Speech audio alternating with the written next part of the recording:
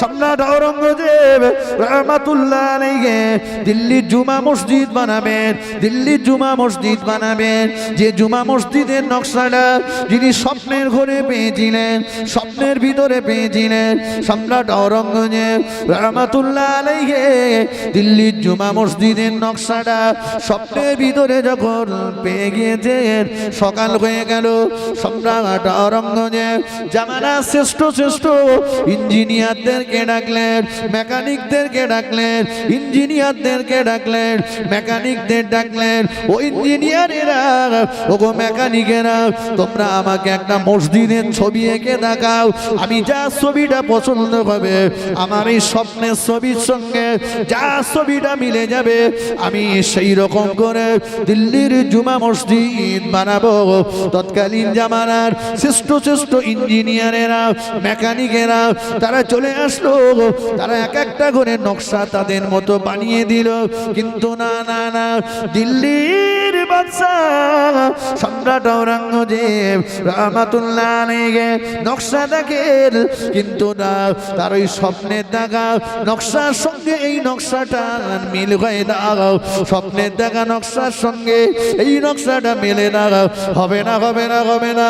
তোমাদের দেওয়া নকশা আমার পছন্দ হলো না, আমার স্বপ্নে দেখা ওই নকশার সঙ্গে মিল গেল না। তৎকালীন জামানার শ্রেষ্ঠতম আল্লাহর ওলি, আল্লাহ পাকে মাহবুব বান্দার কাছে চলে গেলেন, আল্লাহর ওলি দরবারে চলে গেলেন। হুজুর, আমি রাত্রেবেলা স্বপ্নে দেখেছি একটা মসজিদ বানানোর। হুজুর, আমাকে ওই মসজিদের নকশাটা আপনি কি একটু বানিয়ে দেবে? আমাকে ওই মসজিদের নকশাটা আপনি কি করে দেবেন? আল্লাহর ওলি বলেছিলেন, ও দিল্লির বাদশাহ সম্রাট আওরঙ্গজেব, আপনি কেন আমার কাছে নকশা বানাতে এসেছেন? আপনি চলে যান, চলে যান। আপনার বাড়িতে জামানার শ্রেষ্ঠতম আল্লাহর ওলি রয়েছে, চলে যান তার কাছে, তিনি আপনাকে দিল্লির জুমা মসজিদের নকশা বানিয়ে দেবে। কে তিনি? আল্লাহর ওলি, তিনি আমার রাজ দরবারে রয়েছেন। পরিচয়টা কি আমাকে একটু বলবেন? শুনে রাখো দিল্লির বাদশাহ, ও সম্রাট আওরঙ্গজেব, পরিচয় আমি বলে দিচ্ছি, তবে খবরদার যেন আমার কথাটা বলবেন না।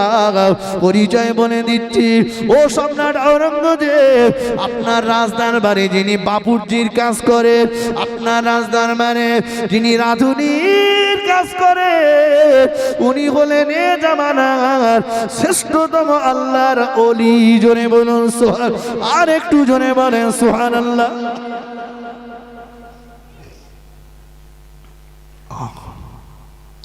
জামানার শ্রেষ্ঠ আল্লাহর ওলি কি কাজ করছে? বাপুরজি থালা বাসন মাজেন, রান্না করেন, আমাদের মতো নয়।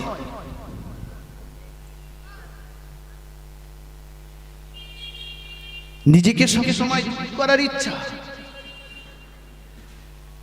কোরবানি করে পরের দিন গল্প হচ্ছে, তোদের গরু কত টাকার? বলছে 17। বলে আমাদের গরু 23,000। দর উঠছে, কথা বুঝেননি? সম্রাট আওরঙ্গজেব বাড়িতে ফিরে আসলেন মন মলিন। আই রে, কি অপরাধ করে ফেললাম!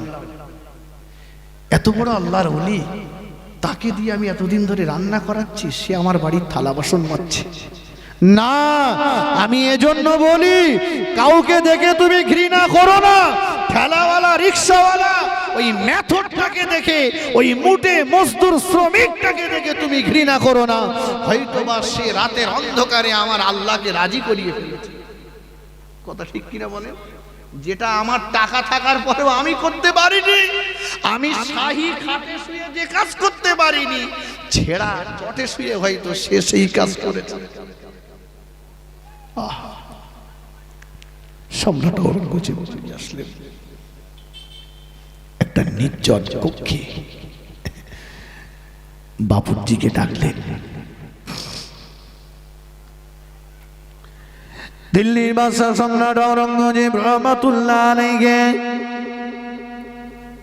বাবুজিকে ডেকে ঝরঝর ঝরঝর ঝরঝর করে কাঁদতে লাগলেন। চোখ দিয়ে টপ টপ টপ টপ করে পানির টোসা গড়িয়ে যায়। ঝরঝর ঝরঝর ঝরঝর করে কাঁদতে লাগলেন। হুজুর, বেয়াদবি হয়ে গিয়েছে আমার। হুজুর, অনেক বেয়াদবি করে ফেলেছি আমি। আপনি আমাকে আল্লাহর রাস্তায় মাফ করে দেন।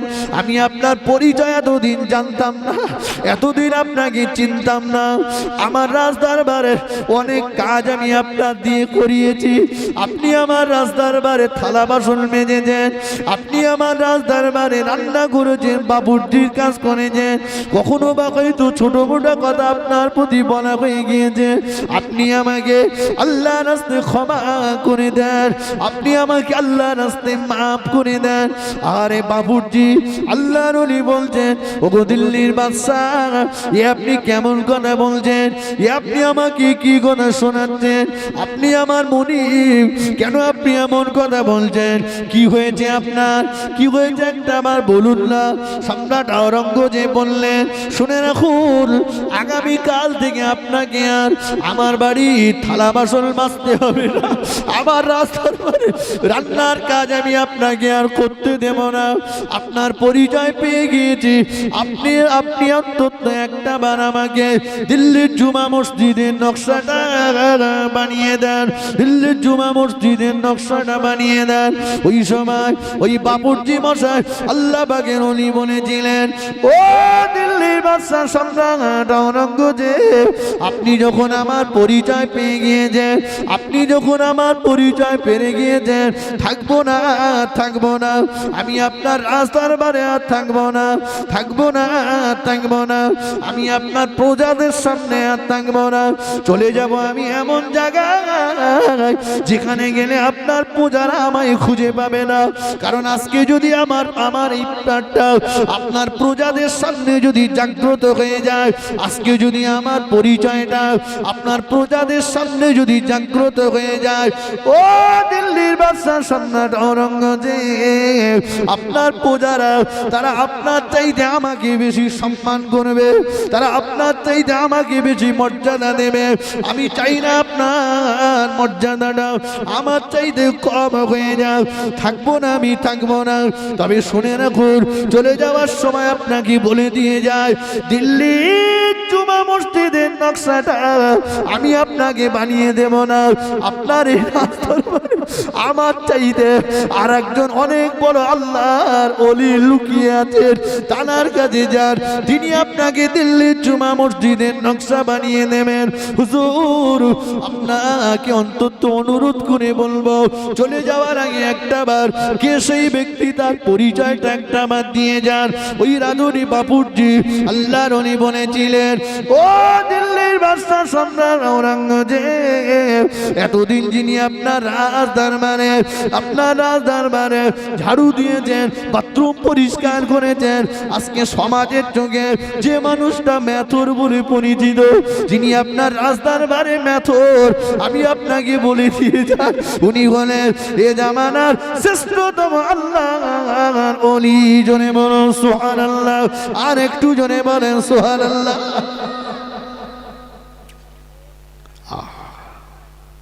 আপনি সমাজের মানুষ সবাই দেখে মেথর বলে যে আমরা মেথরকে ছোট মনে করি। দেখেছেন সম্রাট আওরঙ্গজেব ঝরঝর ঝরঝর করে কাঁদতে লাগলেন, আল্লাহ কি ভুল করলাম আমি, কি সর্বনাশ করেছি, কাক দিয়ে এতদিন রাজদরবার ঝাড়ু দিয়েছি,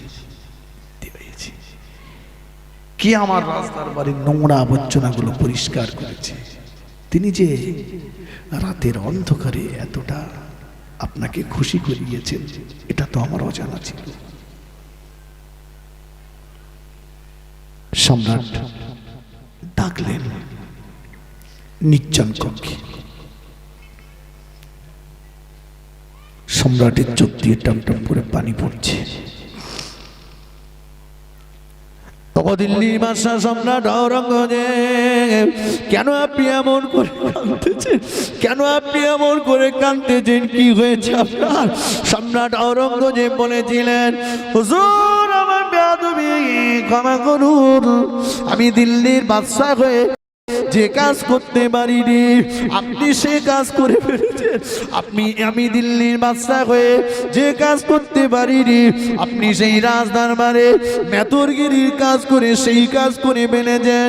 হুজুর, আমি রাজশাহী বিছানায় কাটে শুয়ে যে কাজ করতে পারিনি আপনি সেই রাজ্যের সেই রাজদরবারের একটা মেথর হয়ে সেই কাজ আপনি করে ফেলেছেন। হুজুর, আমি দিল্লির বাদশা হয়ে রাজখানা শাহী খানাকে আমি দিল্লির বাদশা হয়ে আমি আরামের বিছানা আরাম করেও আমি আমার আল্লাহকে রাজি করাতে পারিনি, আর আপনি এই রাজদরবারে মেতরগিরি কাজ করে আপনি আমার আল্লাহকে রাজি করিয়ে ফেলেছেন, আপনি আমার আল্লাহকে খুশি করিয়ে ফেলেছেন। হুজুর, আমি আপনার পরিচয় জানতে পেরে গিয়েছি। আগামীকাল থেকে আপনাকে আর আপনার আমার রাজদরবারের নোংরা আবর্জনা পরিষ্কার করতে দেব না।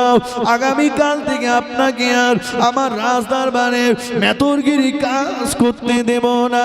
আমি আপনার পরিচয় জানতে পেরে গিয়েছি।